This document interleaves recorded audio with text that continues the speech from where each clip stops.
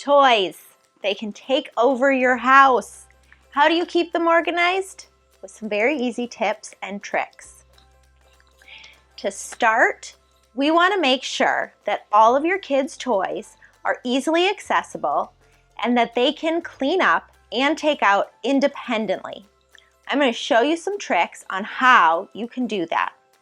First thing we're going to do is we are going to start by getting every single toy you have in your entire house. We're going to make a pile of all of the stuff. I know it can seem kind of scary, but once everything is done, you will be so happy you took the time to do this. So get started and grab every toy that you possibly have in your entire house and make a pile right in front of you.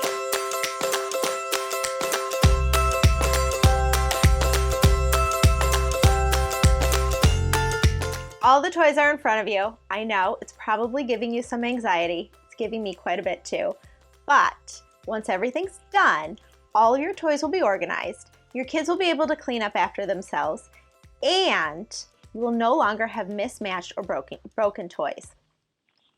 We're going to take our cards and sort all of the toys into piles. We have the keep pile, which is for all the toys that your kids still play with and that are in great condition. We have our sell pile. This is for gently used toys that your kids no longer play with anymore. We have donate. These are either toys you don't feel comfortable selling or that your kids just don't play with anymore. And finally, we have trash. These are for all the toys that have missing parts, broken pieces, that kind of a thing. We're going to take some time and sort through everything, putting them into piles, and make sure that every toy has all of its pieces together. Now, I also did not dump out my Legos because they're all together in one bin. We can go through and sort those later because if you step on one of those, you all know how much that hurts. So keep them in a bin. It's okay. We can do that last. All right, let's get to sorting.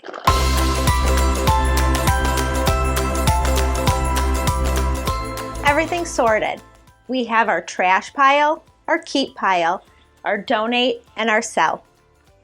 We're going to take the trash pile, we're going to put it in a trash bag, and we're getting rid of it right now.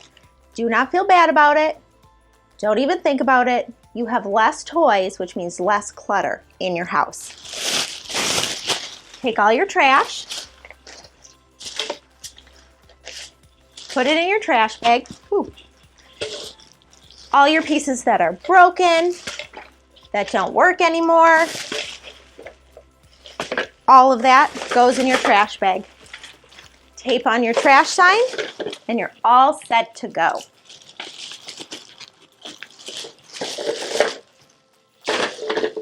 Now, items that you have sell or donate, put those in a bag.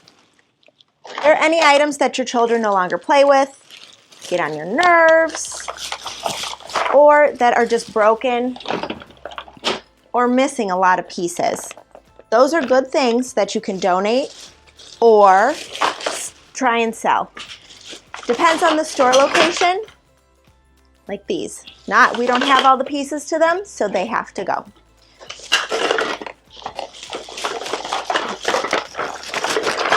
Put everything away. Now, if you have older kids, it might be a good idea to start talking with them about what to do with toys that they don't play with anymore. If they're all done, you can talk about donating and work together to find a place that you might be able to donate to that your child would feel good about. Stick your donate or sell sign on the bag and get it out of the way.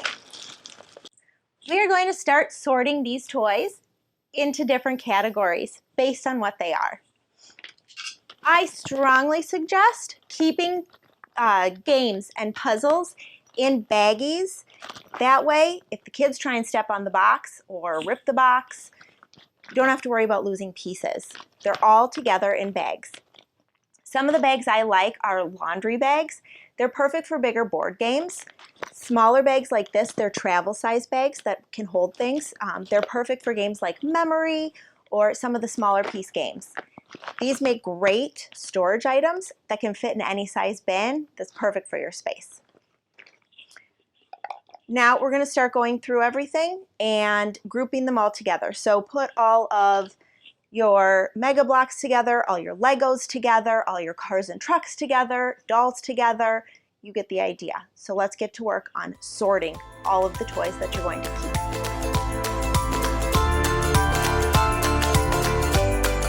Everything's sorted.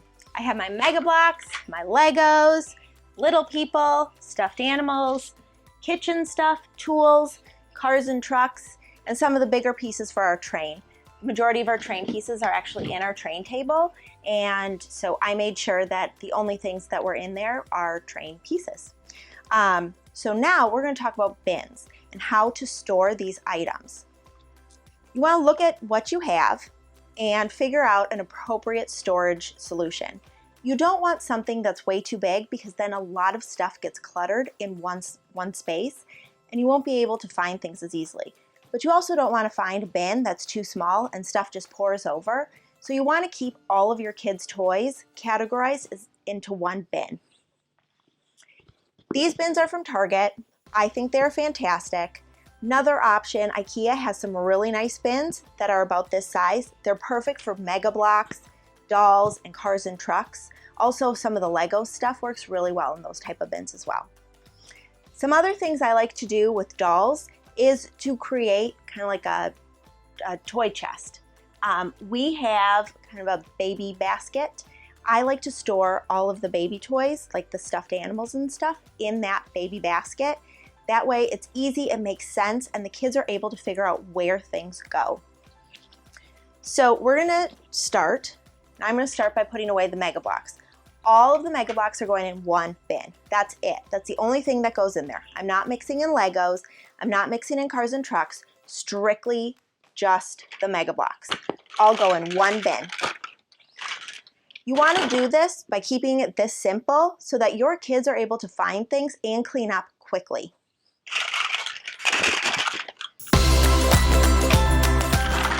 As you can see, all of the Mega Blocks fit perfectly into this one basket or bin. This is what you want to do. You would just want to keep them in this one area. That way, things aren't pouring over. Easy peasy.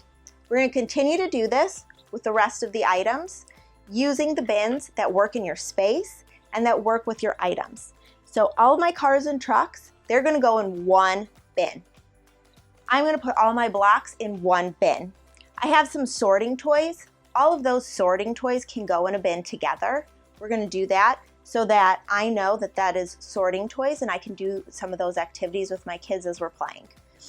So for cleaning up purposes, I'm going to have to make an effort to make sure to teach them how to clean up that specific area because it's not as simple as just a type of a toy such as Mega Blocks.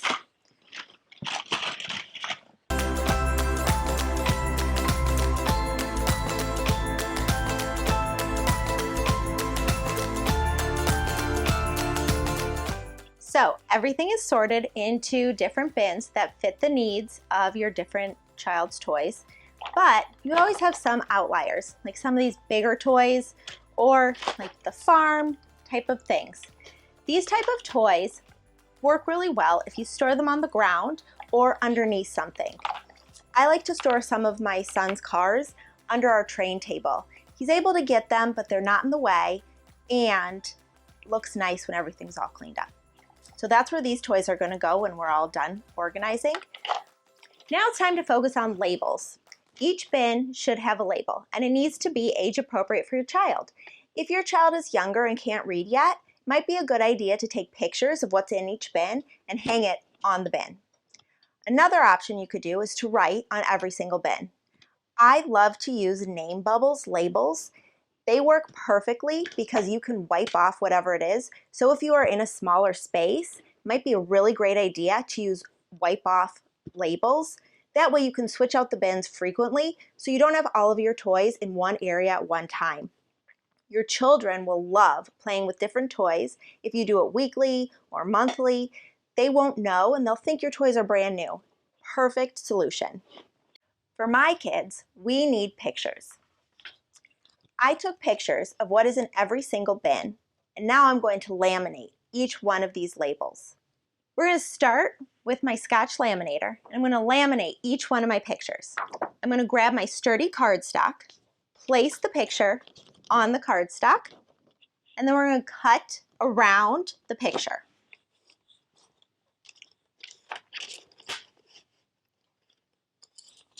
We want to do this because by cutting around before you laminate will really help your laminate stick to the picture that you're taking.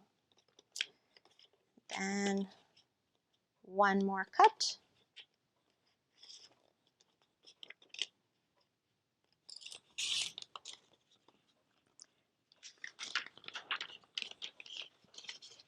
Then you're going to open up your laminate paper, stick your picture in. You can fit 2 in about a letter size. So I'm going to cut this next one. I just kind of eyeball it. I feel like that makes it look a little neater. There we go. I don't always want to take the time to actually measure it. I know sometimes I probably should, but for these purposes, I want to make this fast so that I can get everything organized. Now we're going to slide it through the laminator. You can glue these down or tape them down. I usually don't. I just kind of hold on to them. And then it's going to slide through the laminator. And then when they're all done, we're going to cut around the laminate, but make sure that you don't cut all the way through up until the side. You want to make sure that the laminate has like a thick hold around your picture. It will help it stay and last longer, especially with your kids.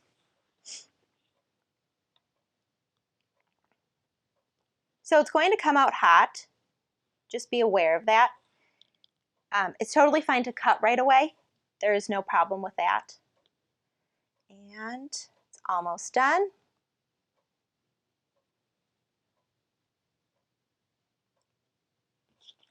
Ta-da! Your pictures are all done. They look amazing. Now we're going to cut around them. Make sure you leave a little bit of laminate around the picture to make sure that it sticks and it'll last with your kids. We're going to cut around the laminate.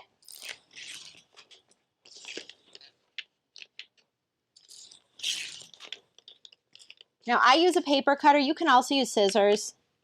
They both work the same. I just like the paper cutter. I think it's faster. There we go. Now I have my 2 pictures already done. Going to take my hole punch, punch right in the middle, and I'm going to attach my picture using a binder ring clip right to this handle on this bin. Now my bins are completely age appropriate. My kids know what's inside each bin and they can play with them independently. And when I say clean up the cooking utensils, they'll know exactly where they go because of the picture. Now everything's laminated, so we're going to hole punch each one of our labels. Make sure to center it. I know it doesn't really matter, but I don't like it to look kind of wobbly and funky. So now we're going to take our binder ring clip, our label, and our bin and attach the picture label to the bin.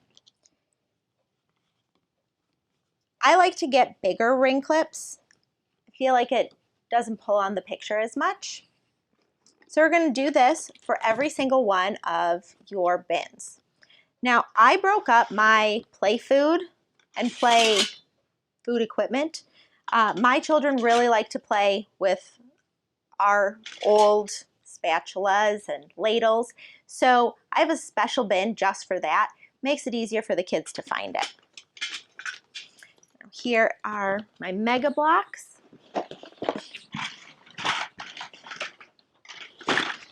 To attach the binder clip to that. My play food goes in this bin. And here's the handle.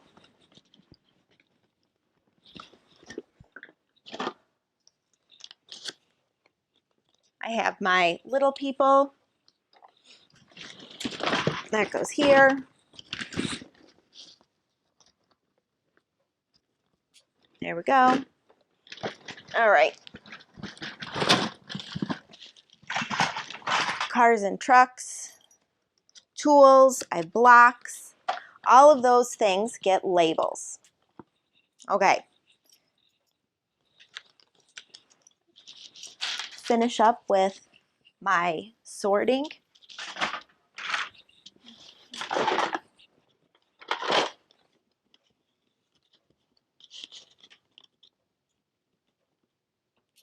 And tools.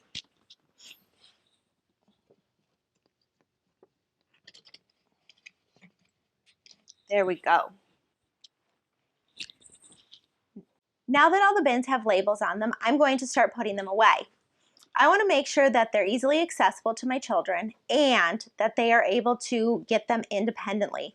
I have this low bench that I used an IKEA calyx, and I turned it on its side and I made a bench cushion. You can find out how I did all of that on theorganizedmama.com.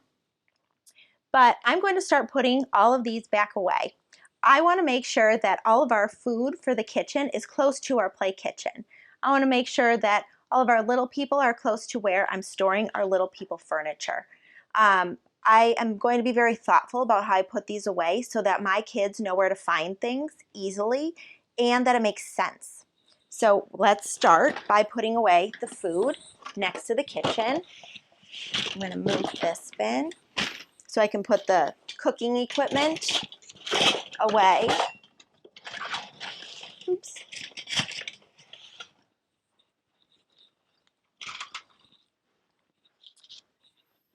I'm going to put some of our games and sorting toys over here. Our cars and trucks I'm going to put on this side of our table. I'm going to put my Mega Blocks. I'm going to put my Mega Blocks over here, making it easy for the kids to play with over on that side. Same with the little people. I have some more food for the kitchen that can go here, and our Legos.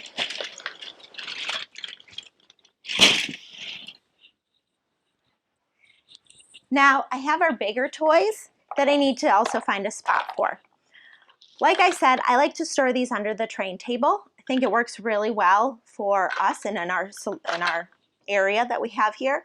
Another option you could do is to kind of make like a parking lot for kind of your bigger toys, like your bigger cars and trucks. My son loves calling lots of areas parking lots, and it's a fun way when you have to clean up that you have to park the car in the parking lot. So our parking lot is under the train table. So I'm going to set these items under the train table. There we go. I'm also going to set some of our bigger train pieces under the train table when we don't have the train set up. Typically we do have the train track set up, so then these pieces would be on the train table. And then I took this baby basket, and this is where I'm storing all of our toy, like plush toys. It's an easy place to kind of make as a little toy chest. Another option to do for a toy chest would be just to have one type of thing in that toy chest. So put just dress-up clothes in that toy chest. Don't try and stick a lot of different items in a toy chest, as things usually get lost and you aren't able to find them as quickly. So we're going to store this. Last thing we have to do is talk about books. I keep our books in a big giant bin, all facing upright. Another thing I like to recommend is to keep the books on a bookshelf, but keep them on the bottom shelf. This way your kids are able to get to the books safely and they can enjoy reading whenever they want. Take some time to go through your books. Make sure you don't have any broken pages or ripped out pages, or that the book is still being able to be read by your children. If they're kind of over the book, then maybe think about donating it. All right, these are the books I'm going to donate, so I'm going to set them in my donate pile. Now we get to set up the room. Since you organized all of the toys into appropriate bins, made labels, now we get to make the room sparkly and pretty. I'm going to take some time and set up our room so that our train table's in the middle, all my bins are in the correct place, and some of my bigger items are closer to the corners of the room so that they're not in the way of the kids as they're playing. You did it! The toys are all organized. I know it was kind of stressful with the big pile in front of you, but it's well worth it. You have items that you can dump in the trash, you have your items that you can donate, and you have items you can sell. The items that you kept, we organized into different categories. In those categories, you put them into bins. Each bin represents one category. It's an easy way to keep things organized. Then you labeled each of your bins. The best thing to do is create age-appropriate labels. For us, it's picture labels. For you, it might be something else. Make it work for you. Your bigger toys, create a way to store those toys either around the room or underneath something like a train table. With your books, store them on a bookshelf or in a large bin, making it easily accessible for your kids. Then take quite a bit of time to teach them how to organize. Make it into a game by taking items and having them try and figure out where that item has to go. Continue to do this if you switch up your bins. This way, they'll always know where items are. They'll rarely ask you where items are. They might still, but rarely. And if you say, please clean up the food, they will know which bin the food goes in because of your labels. So congratulations. Take some time to enjoy your space. Maybe have a glass of wine. Sit back, relax, and watch your kids as they enjoy your new, clean, organized play space.